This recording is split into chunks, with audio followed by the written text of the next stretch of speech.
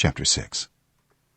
These are the commands, decrees, and laws the Lord your God directed me to teach you to observe in the land that you are crossing the Jordan to possess, so that you, your children, and their children after them may fear the Lord your God as long as you live, by keeping all his decrees and commands that I give you, and so that you may enjoy long life.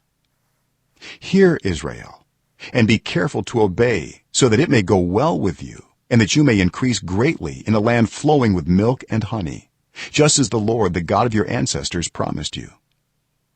Hear, O Israel, the Lord our God, the Lord is one.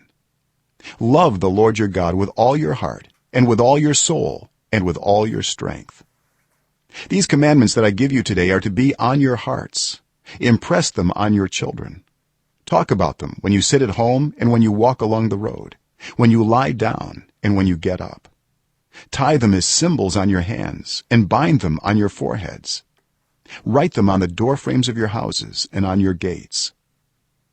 When the Lord your God brings you into the land he swore to your fathers, to Abraham, Isaac, and Jacob, to give you, a land with large, flourishing cities you did not build, houses filled with all kinds of good things you did not provide, wells you did not dig, and vineyards and olive groves you did not plant, then when you eat and are satisfied, be careful that you do not forget the Lord, who brought you out of Egypt, out of the land of slavery. Fear the Lord your God, serve him only, and take your oaths in his name. Do not follow other gods, the gods of the peoples around you, for the Lord your God, who is among you, is a jealous God, and his anger will burn against you, and he will destroy you from the face of the land. Do not put the Lord your God to the test as you did at Massah. Be sure to keep the commands of the Lord your God and the stipulations and decrees he has given you. Do what is right and good in the Lord's sight, so that it may go well with you, and you may go in and take over the good land the Lord promised on oath to your ancestors, thrusting out all your enemies before you, as the Lord said. In the future, when your son asks you, "What is the meaning of the stipulations, decrees, and laws the Lord our God has commanded you?"